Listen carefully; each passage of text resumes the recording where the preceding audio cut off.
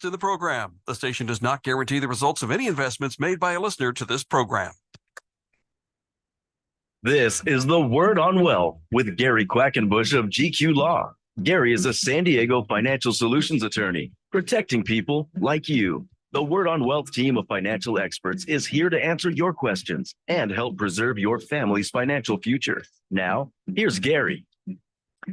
All right. Welcome to the show. Have you, I have some cases of the week, some actual cases that I've been working on. I have to alter the names and the facts a little bit so that there's not any disclosures, but I actually have one where the client told me, yes, you should talk about this on your radio show, and gave me permission to talk about that specifically. So we'll be doing that in just a few minutes. I wanted to start out. It is, we're in the holiday season, and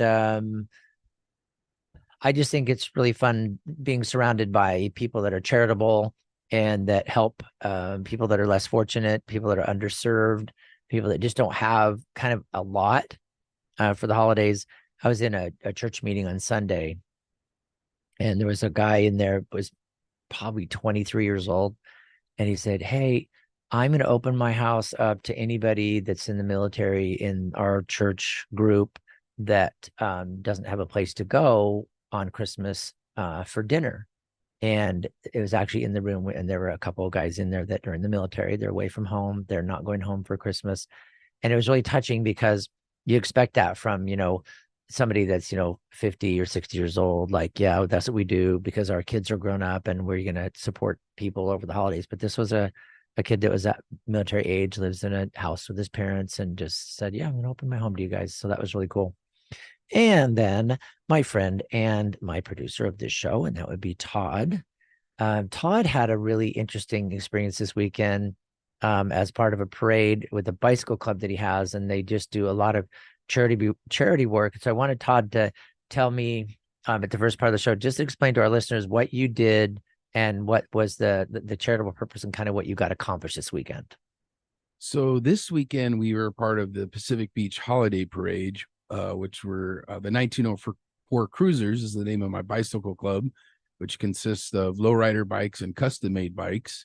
So we the theme was ugly sweater. So we, dressed up in that and dressed up our bikes and had a great time. But the weekend before that, we had our 1904 blanket drive, which we do every year. And it's just, when you get a group of people together, it lends itself to do charity work. It's hard to do it by yourself, but we've got a group of 16 of us now, and it's just really, it's easy. Many hands make light work. So what we do every year is we have a blanket ride, and we ask people to donate new or slightly used blankets, sweatshirts, beanies, and socks. And we have the event down at Cesar Chavez Park. We invited a few vendors, and the vendors say, "Oh, well, how much do we have to pay?" And it's like arts and crafts vendors. And we always say, "No, you don't have to pay anything, just donate stuff." So it was a great day, and we ended up handing out, we load up all the, we put them in bags, like reusable totes, and we separate men from women. We had pink bags, and we had grocery bags.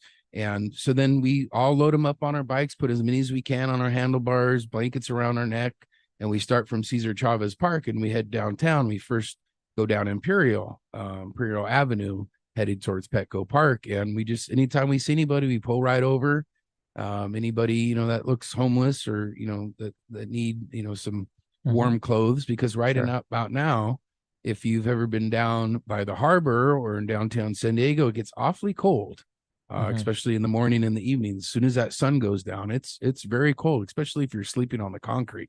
Yeah. So we were able to hand out, we had so many donations from my coworkers, from listeners, just people part of the event, my fellow bike club members. So we handed out about 200 sweatshirts, blankets, beanies, hygiene kits that had toothpaste, toothbrush, underarm deodorant, wipes, sanitary wipe stuff. And it was just, it really gets you in the spirit. At some point in your life, I think by your 30s, maybe even younger, Christmas becomes about giving. When you're young, you want the new video game system or new action figure kind of thing. But at some point, you really love giving. And, to give someone less fortunate than you that, sleeping out on the street, just to make, even if it's just one night warmer for them.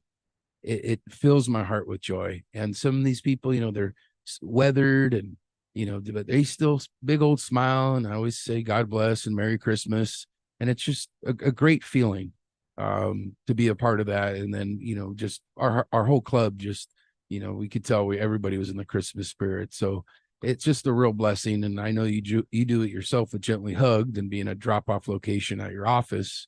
And it's just a great feeling to give back. So I'm so proud of my club and all that we accomplished and all our leftovers. Well, it wasn't leftover, but we had a whole van full that we designated to give to Cornerstone Church, who's on Cape Rays, our sister station, and they do it's transitional housing.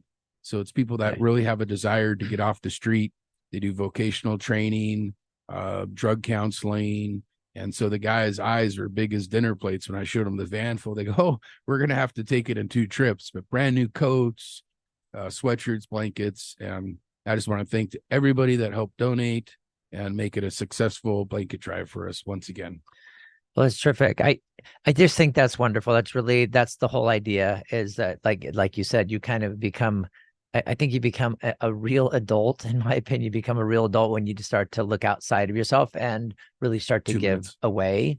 And I think that's wonderful. So congratulations to Todd and your bicycle club and all the listeners and the friends that donated. And well, congratulations to those of you who received those donations too. It's always fun to be on the receiving end of those kind of things as well.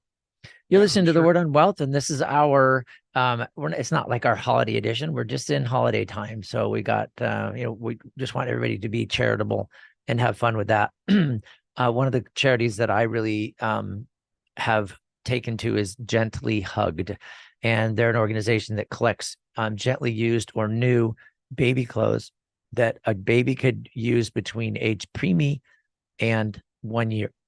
And the organization is all volunteers. You look at their paperwork for their budget, and I can't believe how little they spend. Their administrative costs are just mostly volunteer. 1 minute. And what they do is they collect baby clothes. So if you come in to see me, my team, or if you just want to stop by my office at GQ Law, we have a donation bin in our lobby, and we have a donation bin in our office. We're collecting supplies needed by a baby for its first year of life. It's going to be onesies, beanies, shirts, all those different things that a baby could use before they're 1 year old. And they get handed out to people who would not have anything to take their baby home in. This is The Word on Wealth, Gary Quackenbush. We're going to go right to the top of the hour. I'm going to open up lines 888-344-1170. And we come back. I've got some actual cases I want to talk to you about with estate planning to help you figure out what to do right here on The Word on Wealth.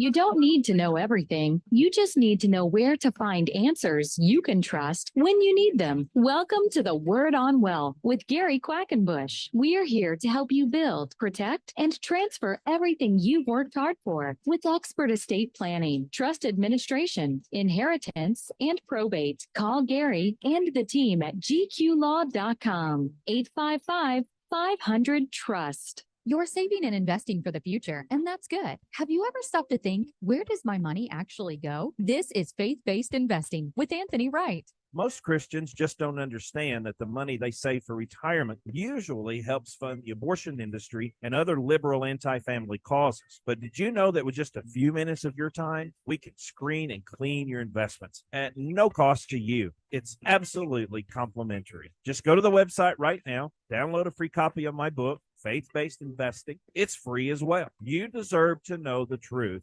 as the investor. Then the choice is yours. You can keep doing what you're doing, or you can line up your investments and life savings with your beliefs. We are fiduciary investment advisors. You can feel good about investing with confidence. So learn more now. Go to BibleSafeInvesting.com or call me at 931-RETIRED. Your free book is waiting for you. Go to BibleSafeInvesting.com and be sure that you listen to Faith-Based Investing this weekend right here on Family Talk. So, Gary, we've talked a long time about estate administration. So, what is that and why is it important? Estate administration is the distribution part of estate planning. So when someone passes away and they leave money to beneficiaries, the property has to be administered. So it's like taking it from the decedent to the survivor. That's called the estate administration process. So usually you're going to have a successor trustee that's named in the trust. They'll have no idea what they're doing because they've never done it before. So then they call on GQ Law and we walk them step by step on how to be a successful and good successor trustee. We also do the required notifications. We notify the Department of Health Services and all the legal requirements so that they can have the estate administration done properly. We help successor trustees be successful. Call or click to request your free consultation. gqlaw.com, 855-500-TRUST, gqlaw.com. Who will you trust with the biggest financial decision of your lifetime? If you're planning to buy or sell a home in San Diego County, do what I do and work with the true San Diego real estate experts. Ken Pecos and the Pecos Group helped me and my family. They can help you. This is Gary Quackenbush of The Word on Wealth. You hear Ken every week here on The Word on Wealth. He's our expert. He's got integrity, exceptional service, deep knowledge of the San Diego, Coronado, and South Bay regions. These are just some of the reasons that Ken Pecos has completed hundreds of transactions. He manages a powerful team of professionals at the Pecos Group. From single-family attached homes to luxury high-value waterfront properties to apartment buildings, Ken Pecos is ready to help you avoid problems and costly mistakes. Learn more online at kenpecos.com. That's Ken Pecos, Pecus.com. Or call 619-977-8419. DRE number 010566969, brokered by eXp Realty. Hi,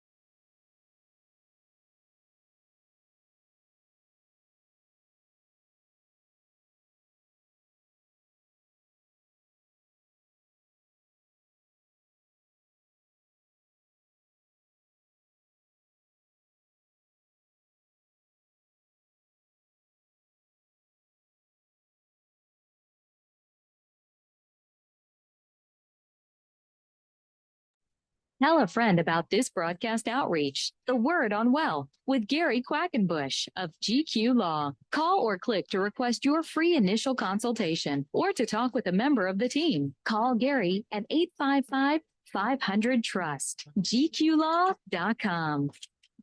Right. We are here on The Word on Wealth doing all kinds of good things, telling you everything you need to know. I've got some cases, case of the week coming up right here. We're going to talk to you about some actual things that happen in my law practice and some cases that I think they're instructive. Okay, first one. The first one's kind of an easy one.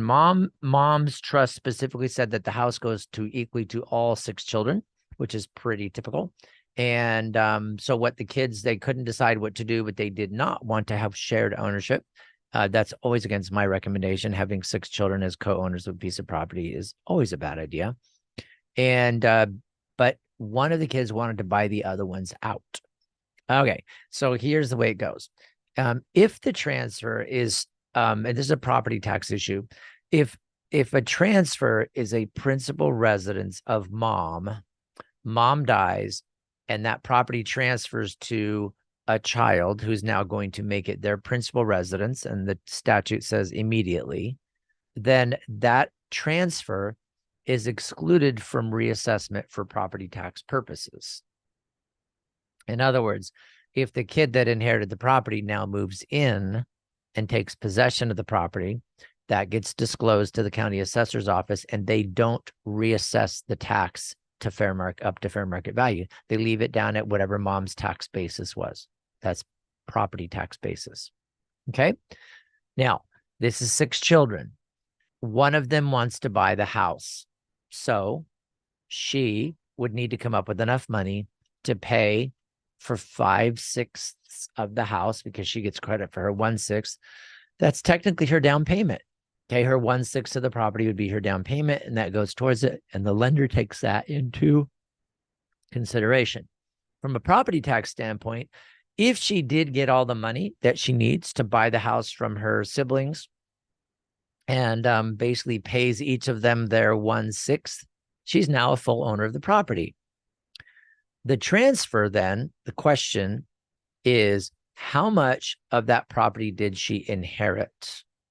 And therefore, how much of that property is going to be exempt from the real property tax increase? The answer is, dun, dun, dun, she only inherited 1/6. So she moves into the house, makes it her principal residence. It was mom's principal residence. The 1/6 that she inherited directly from mom is an excluded transfer. The other 5/6 of the property will be assessed to full fair market value. Okay. Is there a better way to do that? The answer is, of course, there's a better way to do that. What she could do instead is buy the house from the trust. So she approaches the trustee and says, hey, trustee, I'd like to inherit that whole house. To which the trustee responds, there's not enough money in this trust to give you the house and then give an equal share to each of your siblings. Somebody's got to come up with enough money to put into this trust so that the siblings can get cash and you can get title to the house. So what the buyer, the sister, the daughter wants to do is she's going to have to get a loan on her future inheritance. So it's a little expensive. You get a loan on her future inheritance of the house. She pays that money to the trust. And then the trust has enough money then to go ahead and pay off all the beneficiaries, their 1/6. Okay. So she gets the house. She just had to go in and borrow a bunch of money or put in a bunch of cash so that the siblings could all be bought out. Now, they're not really bought out because that would cause a reassessment. Instead, she is buying the house from the trust. The trust transfers it directly to her. So what does that transaction look like? Mom transfers her house to the trust. Mom dies. The trust says this house goes to my kids in equal shares, or well, all my property goes to my kids in equal shares. One kid comes up and puts enough money into that trust and says, there, now the trust is now flush with cash and can afford to give the title to her and give a share to each of the other beneficiaries. And she owns a house, and the whole thing was inherited because it was bought from the trust rather than from the brothers and sisters independently.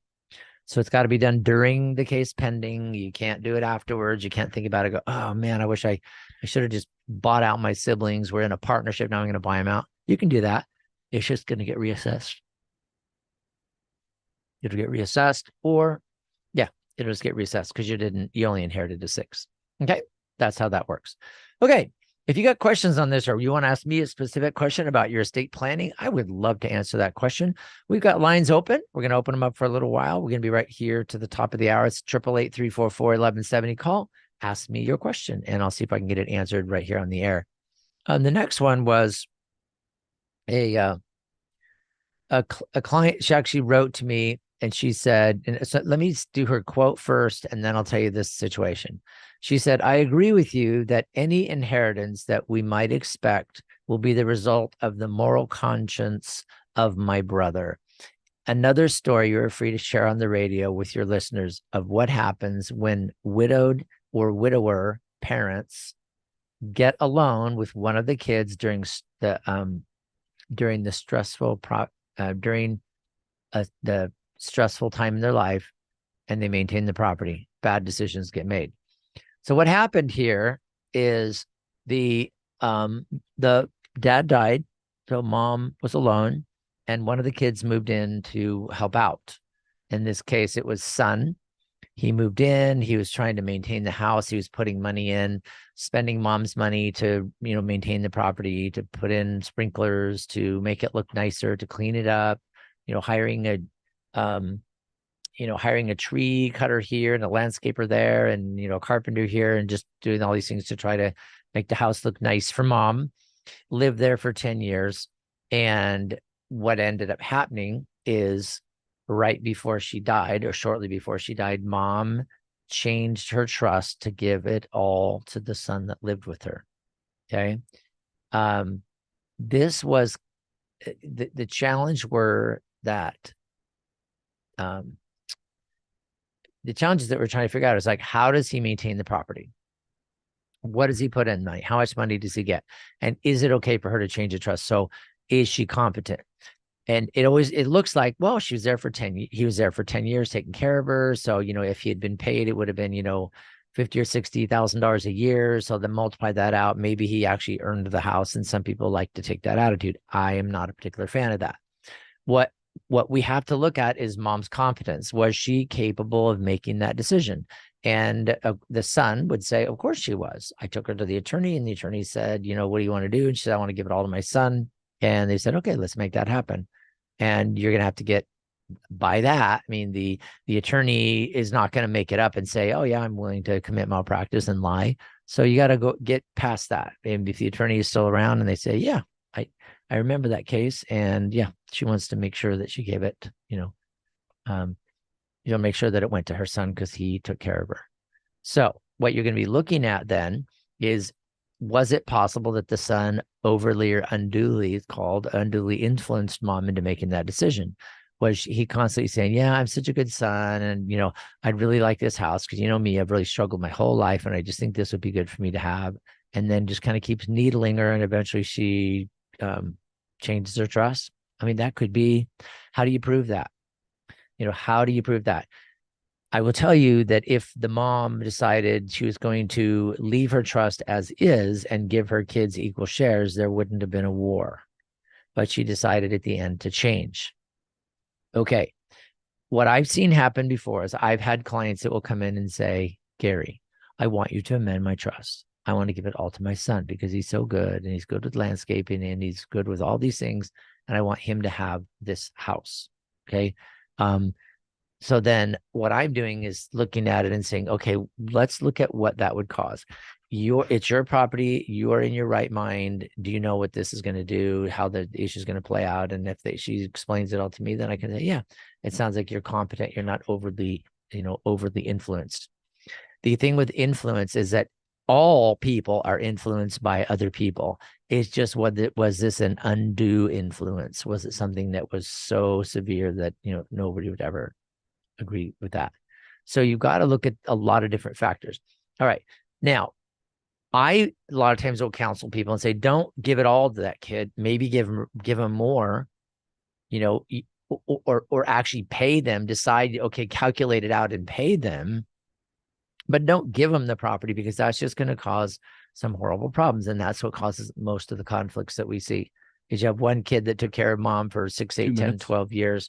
And now suddenly he or she is inheriting the property, and everybody else just goes ballistic. I would totally understand if you're watching that go along and things are as you expect, and your sister's doing all the caretaking. I don't mind that she gets more. I don't think she should get everything. And I know I'm not trying to be snotty. I mean, if she served, if she took care of mom for 5 years, or even 10 years, that's a lot. But it's not everything. So much of this is situational. And I want you to realize when you're doing your estate plan, and if you want me to do it, I'm fine. Give me a call, 855-500-TRUST. We'll work through it. We'll get you an estate plan that you will love, and it will do what you want it to do. 855-500-TRUST. Here's the thing about just making sure, if you're going to disinherit a child or give it all to one child, we need to have that conversation to decide whether it's worthy of doing that. So it may be, not saying it isn't, but what are the fights that we see? The fights are the ones that we see are somebody's disinherited, somebody's share was really reduced, somebody's share was really increased. Those are the big ones. And money gets handled by a trustee improperly. And those are the things that we got to watch out for. as a trustee and all that. I'm going to be talking about that a little bit. So I think what we're going to do is coming up next, I'm going to go through being a trustee and how that works out and how to stay out of trouble. Coming up next here on The Word on Wealth. We'll be right back. Give me a call if you want me to help you with your estate plan. I would love to be your man. 888-344-1170 is the call into the station. And my office number is 855-500-TRUST. Or go to gqlaw.com and get my free books, gqlaw.com. You've got questions. We've got answers. This is The Word on Wealth with Gary Quackenbush of GQ Law. Gary's here to give you peace of mind with expert estate planning, trust administration, inheritance, and probate. Call Gary to build, protect, and transfer your wealth. 855-500-TRUST. gqlaw.com. Have today's economic conditions and high inflation made it difficult for you in retirement? Hi, I'm Shane Sletter, the mortgage advisor on The Word on Wealth. You hear me with Gary Quackenbush, answering your questions every Tuesday at 2 p.m. For over 20 years in San Diego, I've specialized in home financing solutions for seniors as they get older and their families. If you qualify, a reverse mortgage allows you to convert part of your home equity into either a lump sum, line of credit, or much needed monthly income. You're insured and protected against ever owing more than the value of your home. And you don't have to sell your home, give up title, or get new conventional mortgage financing with monthly payments. The program is designed to make it easier for seniors to qualify. I will walk you through every step of the process. To receive a free reverse mortgage guide by mail, text REVERSE to 858-683-1716, or give me a call on my direct number, 858-683-1716. Licensed with the state of California. NMLS ID number 239958. DRE number 01174642.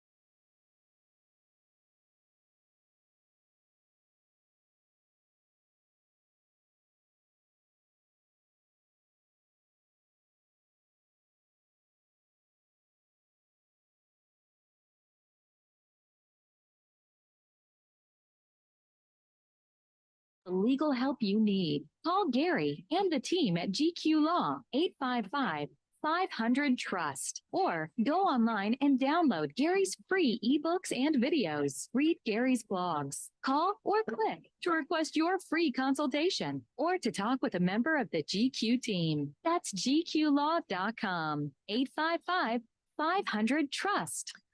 We've got lines open. Welcome back, friends. 888-344-1170. 888-344-1170. If you've got questions regarding estate planning, estate plan, trust administration, probate, all that stuff, we're going to be talking about that as we continue right to the top of the hour today. The case I want to talk about now is we want to talk about successor trustees. Okay. Successor trustee is a big deal. What has been happening a lot lately is successor trustees are really under the scrutiny of attorneys and beneficiaries.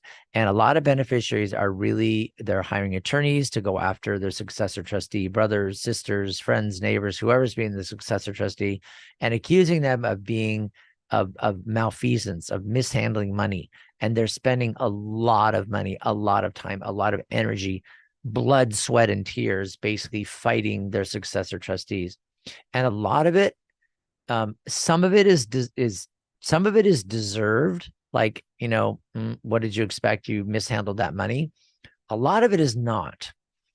What I want to see with parents that are putting together living trusts and kids who are recipients of money from living trust as the successor trustee, that's the big deal. So parents putting together their trust and the kid as the successor trustee. Parents, when you put your trust together, if you have one kid that is really stalwart and is just phenomenal and running businesses and doing great stuff, and another one just is not making it, just not launching, and I'm not bashing that, it's just that's the reality. You might want to consider using a professional fiduciary rather than having your kid be that successor trustee, just because if your kids don't get along, if their whole life they've just been at each other's throats, don't be fooled into believing that when you pass away, everything's going to be together, all cool because mom and dad passed away and they're going to be holding hands and singing Kumbaya. It doesn't happen that way. As much as we wish it would, it doesn't. And I've heard that from people many, many times saying, you know what, I'll be dead, it won't affect me. And then I say, but your kids won't be dead, and they might want to be, because it's really bad. And the stuff that I see, the fighting between some kids absolutely destroys whatever modicum of civility they had towards each other, because it's over some money. So as a parent, I think you need to be really honest with yourself on who could successfully perform the services as a successor trustee, and make sure that they know what they're doing. Okay. So if they're good at it and your assets are fairly straightforward, then it's not going to be a big problem. The problems that come up is when you have a trustee that's carrying on the case for years and years and years. That's when things come up. Okay. Advice now to successor trustees. Again, if you've got questions on this and you don't know who to call to be your attorney, to be your successor trustee attorney, call me, 855-500-TRUST. So advice for a successor trustee. Mom and dad have passed away. You're in charge of all the money. You're the big brother, you're the big sister, or the little brother or little sister. It doesn't really matter, but you have been assigned the task of being successor trustee, and you are doing it. Okay, so you've stepped into that role as the successor trustee. You now are a fiduciary. Now you hear Anthony Wright on my shows on Thursday, who is a financial fiduciary. I mean, that's literally his license, is he is a financial fiduciary. That means he's passed all these tests and these licensing requirements to prove his worthiness as a money handling person. Okay. Now, you serving as successor trustee, you haven't taken any classes. You have no idea typically what it means to be a fiduciary, but you are one because you're the successor trustee. Don't mess with the money. It's not yours. Okay. You're going to inherit it, maybe part of it, but it's not your money. So you've got to be really careful with how it gets spent, what it gets spent on, that it's a legitimate reimbursable expense, that it's a purchase that's legitimate, something that's necessary to maintain the value of the property, to maintain the value and the integrity of the trust. Get help. Okay. If you prepare a tax return because you think, I do my own tax returns, I'm a pretty smart guy, and you do the tax return for the trust and you mess it up, it is your fault and it's coming out of your share. Because if it's your fault, that's a breach of your duty, your fiduciary duty. And now it's going to, you can't just take it out of the trust and say, oopsie, I messed that up, I'm going to pay myself back out of the trust. If it's your fault, it's going to come out of your share. That's just the reality of it. Okay. So hire professionals. Get a professional to do the tax return for you. Get a professional to do real estate sales for you. Don't turn it over to your sister-in-law or your wife or your husband because they're a realtor and they're really good. I don't think you should use family. it just never, I really, in my career, I've never seen it work out. And that's been 35 years. I've never seen that a good idea. Just let a professional do. I know there's this tempting because there's fees and costs and you're trying to save money for the trust. But you know what? I'm not sure I believe that. And I know, okay, don't fight me on this, please. I know you're saying, but we're trying to save money for that trust by not charging any commissions. And so it's going to be good for the trust. Well, that benefits you. If it's your spouse that's going to be the realtor, that'll benefit you because, yeah, it's saving money for the trust, so that's okay. And it's saving money for everybody. But there's still has to be commissions paid. All the paperwork still has to be done. But what I see most of the time is they say, well, my spouse is a realtor. She's going to do the sale of the property and she's just going to charge a 2% commission. She's going to give us a deal. Still, it's your wife and she's now being paid. I don't think that's a problem. Okay. I just think the beneficiaries do. So you got to be careful with stuff like that. Just think about it. It's not a big deal to ask the beneficiaries if that's okay. When I've sold real property in a successor trustee capacity, it's been talk to the siblings, talk to all the beneficiaries. Hey, does anybody care that I'm hiring this person? I've used him, 20 times in the past, and I'm going to use him again. Does anybody have a problem with it? And then pretty much we talk through it and say, no, go ahead. But hire professionals. That's one of your jobs. Hire a professional tax preparer. Hire a professional real estate salesperson. Hire a professional money manager. And hire an attorney. Hire a professional attorney that knows what they're doing. Because those people, and maybe just hire the attorney, okay? And maybe he's got ideas for the other people.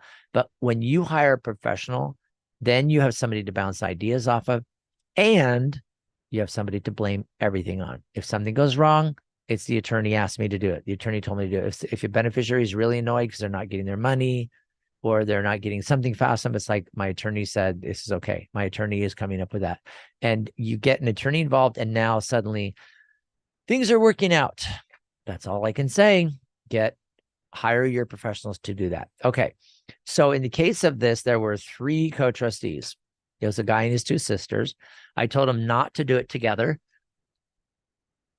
They insisted to do it together because they said that's what dad and mom wanted. They wanted us to do it together, and that's why they put us all in there. So I decided, of course I'm going to help them. I'm not going to tell them to go away. So I told them that I would help them out. I would be their attorney, and I would be able to provide all the services they needed me to provide. And we did. What the challenge was is all 3 had to go to the bank together. All 3 had to go to the investment advisor together.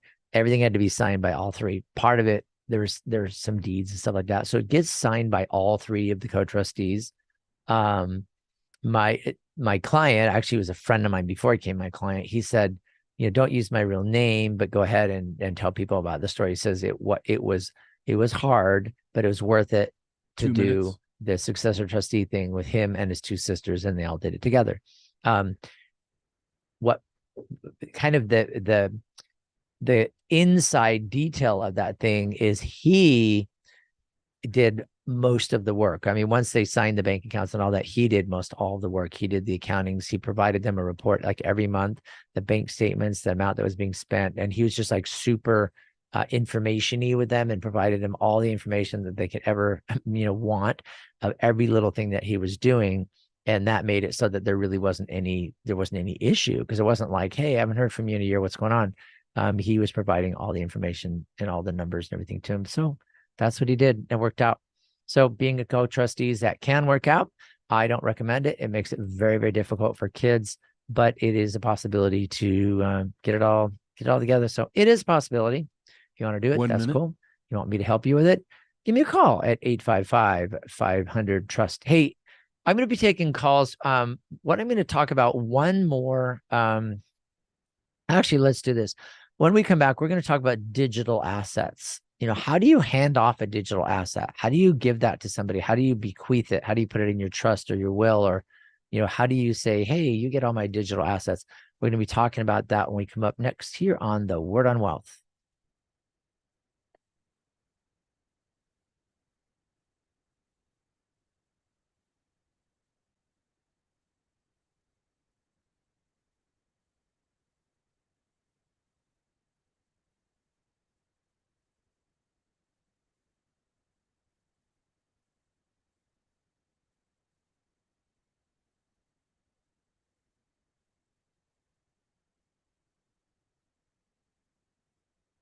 You don't need to know everything. You just need to know where to find answers you can trust when you need them. Welcome to the Word on Wealth with Gary Quackenbush. We're here to help you build, protect, and transfer everything you've worked hard for with expert estate planning, trust administration, inheritance, and probate. Call Gary and the team at gqlaw.com. 855-500-TRUST.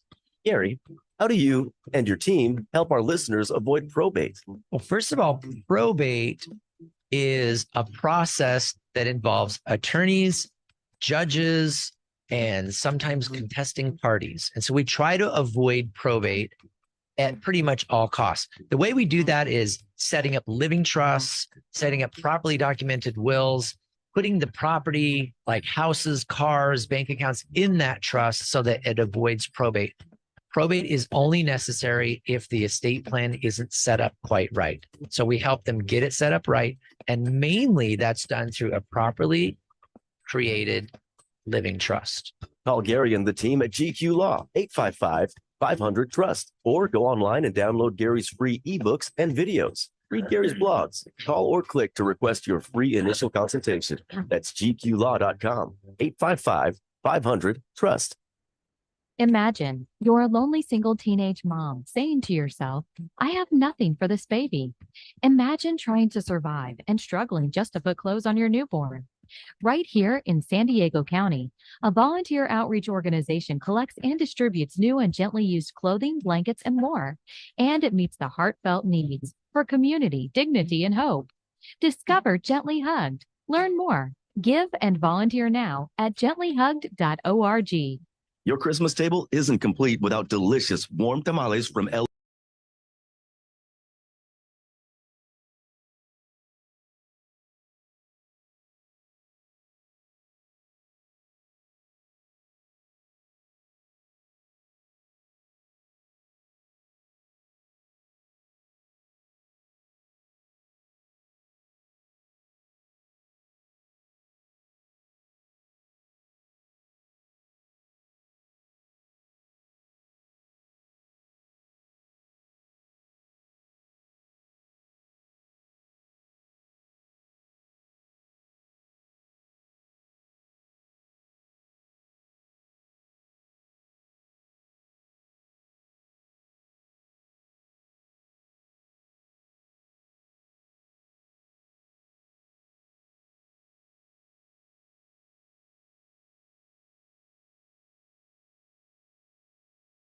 You're not alone. Ask for the legal help you need. Call Gary and the team at GQ Law, 855-500-TRUST, or go online and download Gary's free ebooks and videos. Read Gary's blogs. Call or click to request your free consultation or to talk with a member of the GQ team. That's gqlaw.com, 855-500-TRUST. All right. We are here on the Word on Wealth. Hey, I want to tell you, so on Mondays, it's me, estate planning. Next Monday, so for the rest of the week, we have Tuesday, we have Shane Sletter. He is our mortgage guy. We talk about reverse mortgages, regular mortgages, HECMs, all these different abbreviations, but everything to do with mortgages, that is tomorrow on the Word on Wealth. Then on Wednesdays, we have Ken Pecos. He, even when he's out of town, he'll call and do the show from out of town, but he talks about real property. The guy is a genius in real property. I cannot speak highly enough about him. He does a great job. He's been selling real property for many, many years. And he is like this financial whiz with estate plan or with a real estate sales. So he really is fun to listen to. And he's really into helping people build a real estate portfolio. It might be just your home. It might be multiple properties, and he helps people start small and go big over a number of years. So Ken Pecos. On Thursday, we have Anthony Wright. He's our financial genius. He is a financial fiduciary. He has his own TV show. He has his own radio show.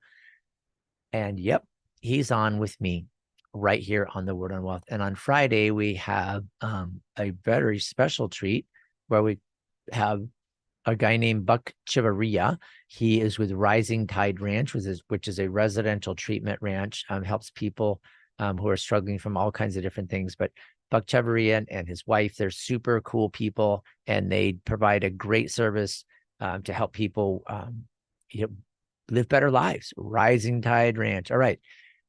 For the rest of the show today, I've got a couple of case examples that I want to talk about. I'm going to do that next week. What we're going to talk about now is digital assets.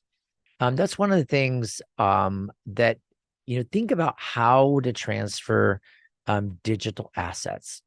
See, this might be, it might be anything to do with your cloud storage, like Google Drive, Apple iCloud, online financial accounts, online bank accounts, PayPal, blogs, pictures, document storage, music, video, gaming accounts, purchases, subscription services, manuscripts and computer files, shopping and rewards programs, and even receipts stored online. I know a lot of you, like me, were really excited to store things online, do things online, because it's so much easier. I can look it up on my phone. I can search for it. I go, oh, what's the receipt? It's awesome. You can do that sometimes with like even some checkbook programs. You just scan your receipts and throw it in the trash, and it just keeps, saving. And great. If you're going to get audited, that might be helpful. Typically, if you're not a business and you get audited, who cares how much you spent on groceries? So why save the receipts? That's my opinion.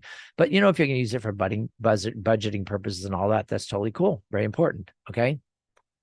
But what happens when you die? What if those records are needed? What if there's an audit that happens after you pass away? What if your family needs to get to that information to prepare a tax return for you because it was just something that was kind of left that needed to be done? Because when somebody dies, we got to finish their final tax return. And unless they die right after they file it. Oh, let's see. They'd file it and die on December 31st. Then we don't have another tax year, which does never happen. So all these things are something you've got to really think about. Now, there may be even things in cryptocurrency. What about your cryptocurrency and your stable coins and your non-fungible tokens, the NFTs, any digital representation of anything that you own? I mean, I've got cryptocurrency. I have assets that don't really exist. They're crypto. They're thinkable, right? What about my Facebook and YouTube and Instagram and all my stuff that's tied to GQ Law? How do we get that transferred? The one way that you're going to do it is you're going to make sure that everything that you have, all of your passwords and logins and everything, are in one place. I know that's kind of a scary thing, right? Oh, but if it's all in one place, somebody will steal it. Really? I don't. Well, the computer software experts, safety experts that I talk to, they say having it written down, nobody's going to steal it. I mean, who's going to take your password list if it's written down? If it's on a computer, it's takeable, right? It's stealable. Somebody could, eventually, I suppose they could hack in. But, if you have them in a vault or some type of a password vault or whatever, and then you give that password to somebody, your successor trustee, you have to have that stuff available. If you save all your passwords and you can put them in a safe somewhere or you lock them up somewhere, but you got to have that stuff available so that when you pass away, people can get into your stuff because they need to find the digital assets. Somebody's got to close down your YouTube account and your social media accounts like your Facebook and Instagram and Venmo and all these different accounts that there's no bank to go into. There's no affidavit to send. And if you've ever tried to get help from any of those organizations, it's all just computer back and forth and back and forth. And if you can't identify the account, they're not going to give it to you. It just doesn't happen that way.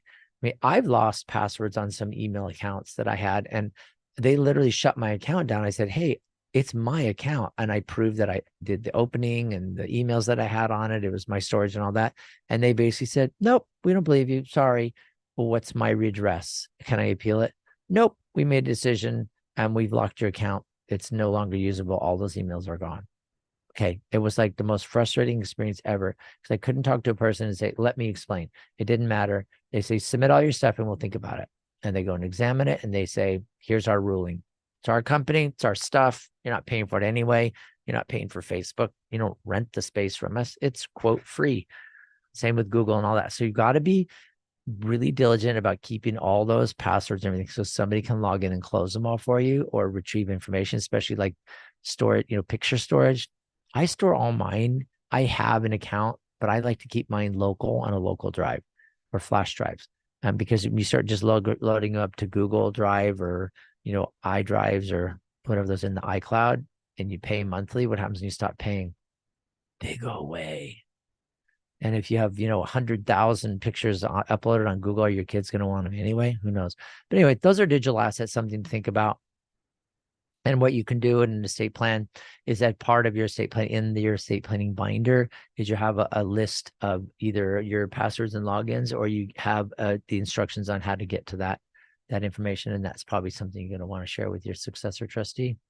So digital assets, it's interesting. The succession suggestion we got from the president of the California Society of Tax Consultants was to make sure that all those passwords and everything that are stored online, that they are available to your successor trustee or to your power of attorney, the people that are taking care of your stuff when you can no longer do it. Okay, that's the suggestion. Couple things. Anytime you get near holidays, we travel a lot more. Weather gets worse. Well, at least during the end of the year holidays, right? And then worse in San Diego. Yeah, it rains a little bit. Not like it snows. But I want you to think about your estate plan. Now, if you don't have an estate plan, obviously you think, I think you should get one. If you own a home, if you have children, if you're single, all those are reasons to have an estate plan, typically a living trust. And I can provide it for you and show you how it works and draw some diagrams and tell you, here's how your estate plan works, and help you understand it. And when you do understand it and you agree and you want me to do it, I can take care of it. Okay. The other thing is, if you have a family member, like let's say you have your kids and maybe they have a home or not, but they have children. So they have your grandchildren, and they do not have an estate plan. How do you get them started? That is the big question, because you want to make sure that if your children, like your son and daughter-in-law, died and their little children got left, you want to make sure that they have already decided who is going to raise those little beauties. Because if they haven't, there's going to be a petition by somebody saying, I will be their guardian. Okay. And that's when grandparents on both sides of the family can jump in and say, actually, we will be their guardian. And that's when the sister and the brother-in-law and the nephew, it can get to be a big battle. So if your children don't have an estate plan and they have children, you probably want to encourage them to do it. One thing I've suggested in the past, and I think it works great, and we will do it between now and Christmas, is if you want to talk to me about estate planning, you say, yeah, I want to get one for my kid. Then we can give you a certificate that says, that you have prepaid for an estate plan. You're not going to influence their decision, but you prepaid for an estate plan. And then they can come in after the holidays and we can sit down and say, yeah, your estate plan is prepaid. And, let's work through the details. And that might be a way to encourage them to get a living trust. Just my suggestion. We're willing to do that here. Gary Quackenbush Law Office. What am I now? GQ Law. So GQ Law, you can do that. You can come in. We can set up a consultation with you to talk about your estate plan. And if you want to get an estate plan for your child, you can pay for it or partially prepay or whatever you want to do, so that they would have something from me that says, your parent has prepaid for your estate plan or partially prepaid or whatever. So come in, let's talk about it. Here's your worksheet. And then we work through it. And it could work. 2 that minutes. could be a good idea. So I'm just trying to get people to do their estate plans, because the numbers are still a little too few in my mind. There's a lot of people out there that are unprotected, that are not protected, if something could happen. And I'm not talking death. We're all going to die. But the worst part is if you're incapacitated. And so you're still here, you still need money, but you're in a vegetative state or a coma, or, you just can't function anymore from a legal standpoint because you're so disabled or incapacitated. Then what? That's the hard part, because you have to do it yourself while you're alive. Or we got to go to court, to probate court, and get a conservatorship appointed, a conservator appointed over you to manage your money and your person and your finances and everything like that. But it's so inexpensive. It's hard to do, and it's expensive, and it takes a long time. So if you have a living trust, you have power of attorneys and all that set up, it just makes it easier. If If you became incapacitated, then somebody can 1 minute. manage for you. When you die, it's going to be set up as well because the trust handles both of those. If you have any questions or you want to get your estate plan and you're saying, yes, finally, let's do it before the end of the year, get in to see me. 855-500-TRUST. Let's get in. Let's get it started. I may not be able to get it done by the end of the year, but we're going to be close because usually it only takes about 2 weeks. But in the holidays, we're 2 weeks on most people. But if you wait too long, it's going to be, basically 3 weeks out. 855-500-TRUST. Thanks for being with us today. Tomorrow we got Shane Sletter, our reverse mortgage guy, our regular mortgage guy, and he's going to be helping us out. Go to gentlyhug.org and donate money or donate clothes or come by the office here and drop them off. 10 seconds. Gentlyhug.org. All right, you guys, we'll talk to you tomorrow right here on the Word on Wealth.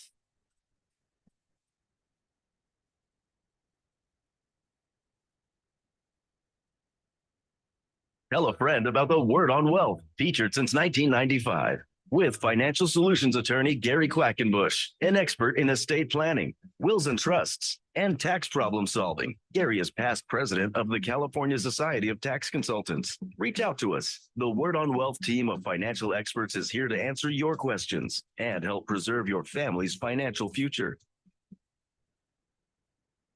The information you hear on the Word on Wealth is for general information purposes only. This program discusses general financial and legal topics. Seek legal advice from a competent lawyer for your individual legal needs. The opinions expressed here do not necessarily represent the views of Salem Media Group or its sponsors. The airing of